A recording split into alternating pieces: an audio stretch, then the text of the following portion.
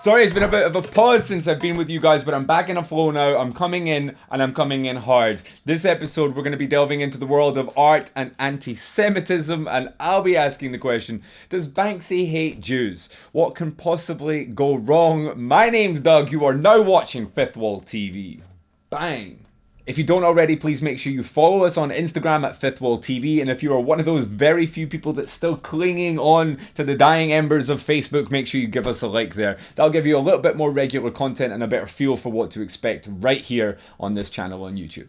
In order to give this video a little bit more insight, I asked the author and vice journalist J S Rafaeli to provide some of his thoughts, so most of this video is going to be based off our conversation over Skype. There were three main topics that made me want to put this video together. The first came quite recently when a mural that was painted back in 2012 by the American artist Mear One sort of came back from the dead to haunt the Labour Party leader Jeremy Corbyn. Secondly, I noticed a flurry of new articles appearing online and vlog posts proclaiming that Banksy hates Jews, that his entire career is anti-Semitic, and that he's, kind of filling the world with propaganda. And I wanted to go into this notion a little bit further and hopefully try and clear things up a little bit. Finally, and most importantly, the Trump administration's decision to open up the US Embassy in Jerusalem, officially recognizing the city as the country's capital. For a little bit more backstory onto why that's so significant, I'll put some links in the description. All I really want to do with this video is rid the world of anti-Semitism and maybe fix the Israel-Palestine conflict. So, should be easy enough.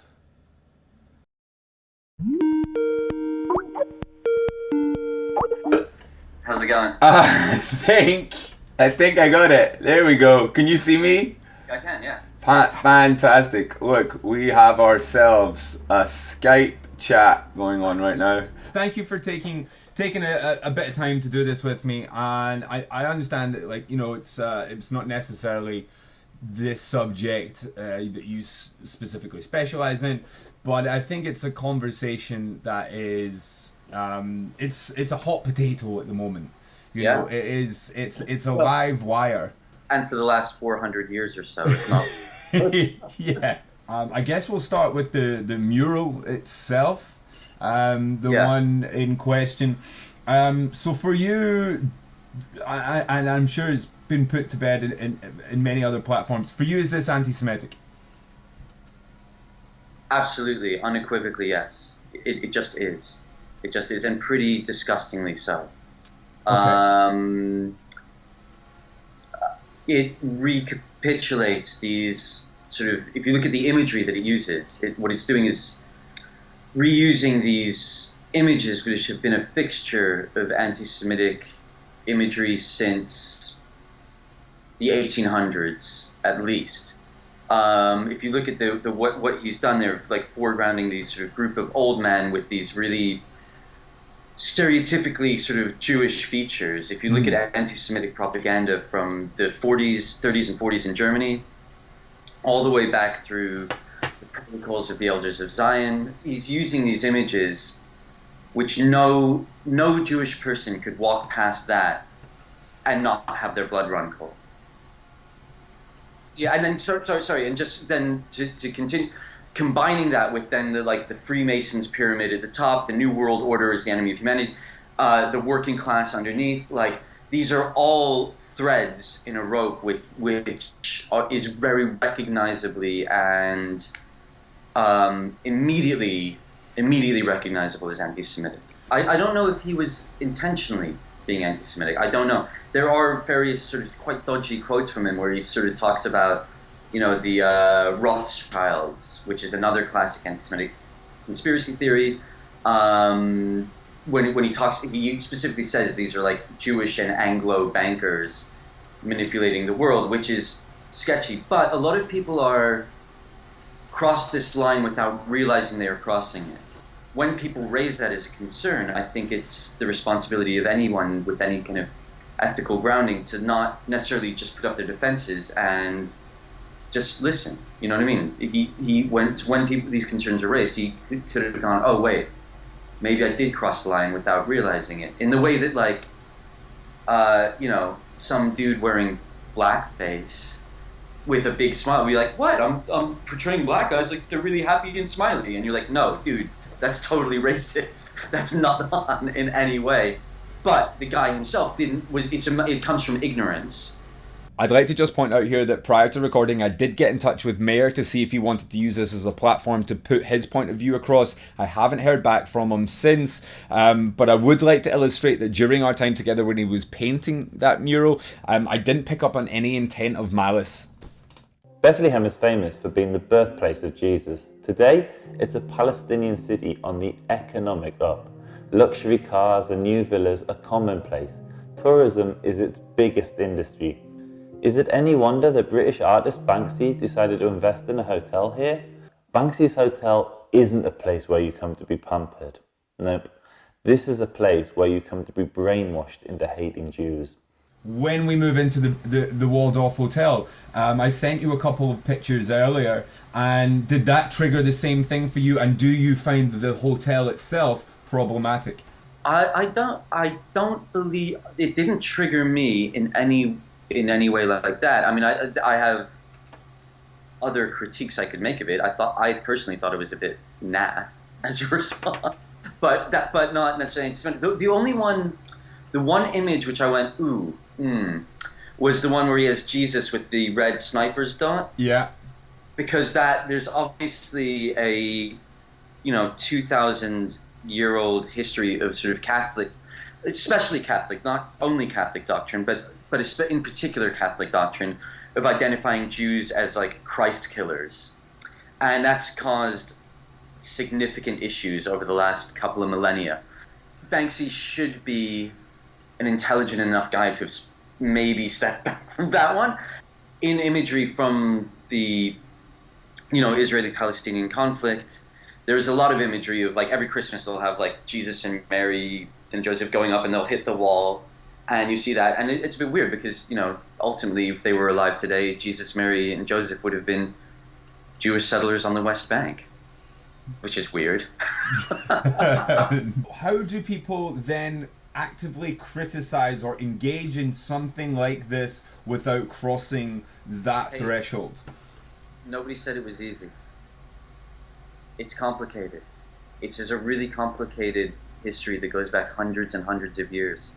The history of European anti-Semitism, is anti-Semitism in the Islamic world. These are different threads, but they're related. And of course, the Arab-Israeli conflict and the ability to criticize the policies of the Israeli government, which one must be able to do. Without crossing the line into victimizing particular sets of people over others. And it's not easy. It's not easy. Nobody said it was easy, but it's an effort that one should make and one must make. And I think the world would be a better place if people did make it, and if when people made mistakes, they could be corrected without being absolutely excoriated. Where this becomes problematic is, say, for instance, in no particular order, saying that replacing the word "there's a Jewish cabal which secretly runs the world" and that conspiracy theory, and just replacing the word Jew with the word Zionist is not acceptable. There's a very obvious, not very obvious, a complicated relationship between being able to criticize the Israeli government, calling oneself anti-Zionist, which is a different category, and being anti-Semitic.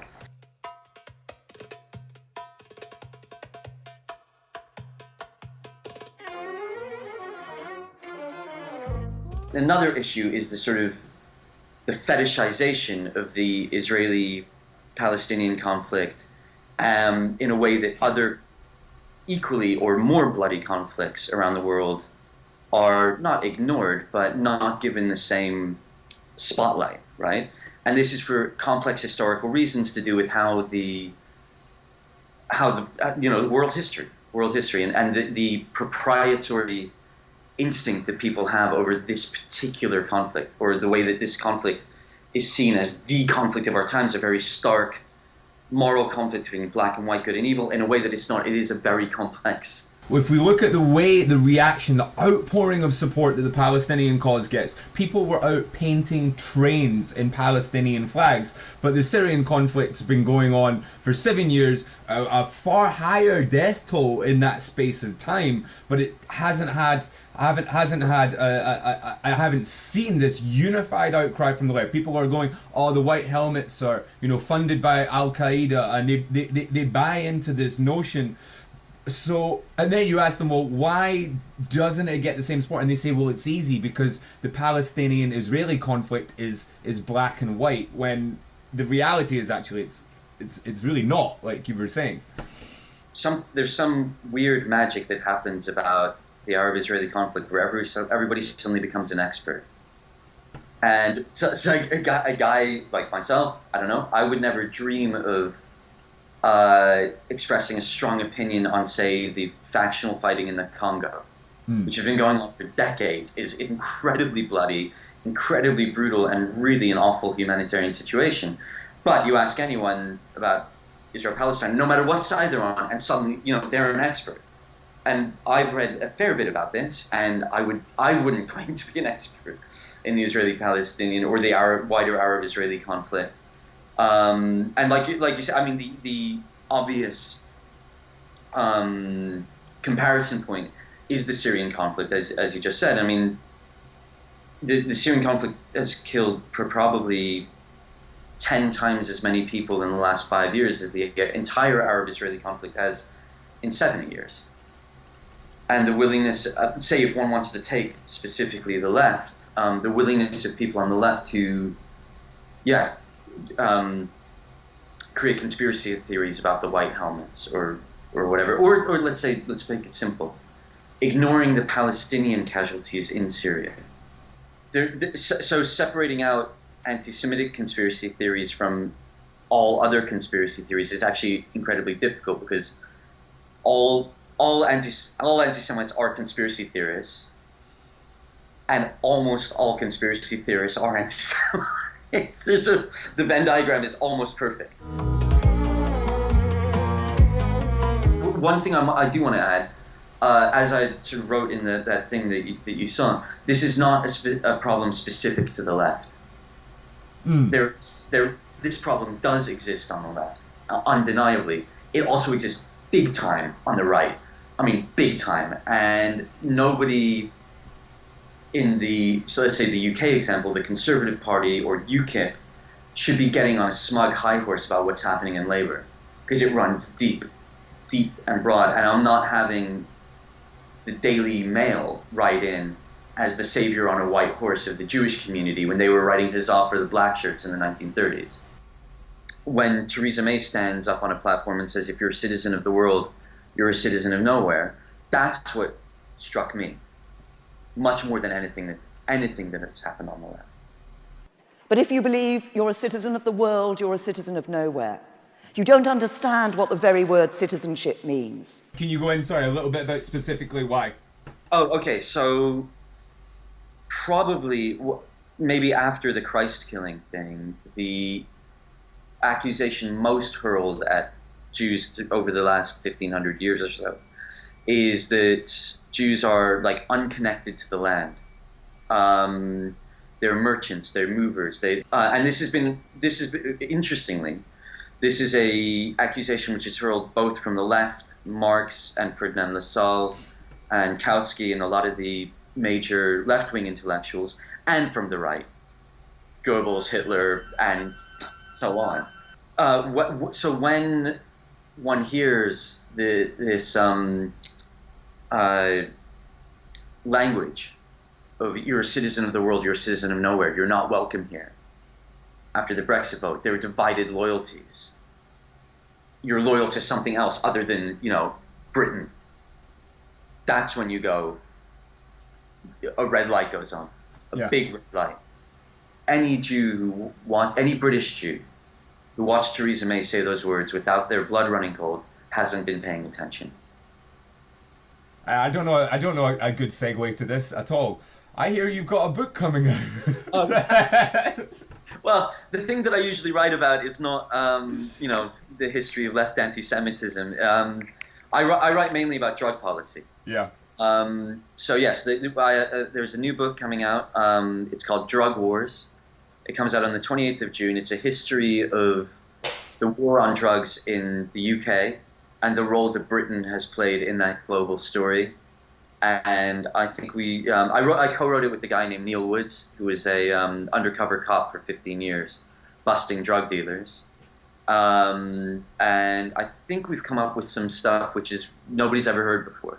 Whatever you make of the points raised in this video, please do remember I'm just trying to illustrate an angle and bring forward a conversation I feel important. Whether we're talking about Palestine, Syria, anti-Semitism, Islamophobia, gender bias, I really do believe that people instinctively follow premeditated views they have on a subject no matter what evidence suggests. It's this belief that means it takes a lot more than statistics and facts to convince a racist not to be racist. It's this belief that allows someone like Donald Trump to stand in the middle of a stage and say he could shoot someone in the middle of New York City and you would still follow him. It's this belief that I believe that we have to start challenging. Finally, I'd just like to pay my respects to the Palestinians that are fighting every single day for their freedom. I'd also like to pay respect to the thousands of Jews in Israel and around the world who are protesting the actions of the Israeli government. Benjamin Netanyahu should be standing trial in The Hague with charges of war crimes hanging over his head. My name's Doug. This is FWTV. So I am still working through the rest of my On the Road series that takes you behind the scenes in the world of street art. Once the whole series is ready, I'm going to drop the videos one by one, but I'm going to wait until everything's done. It is in the pipeline. Next week I'll probably come in with something a little bit more lighthearted. Let me know if there's any property developers I can call out. I haven't called out a property developer in a while. Till next time. Does Banksy hate Jews? Probably not.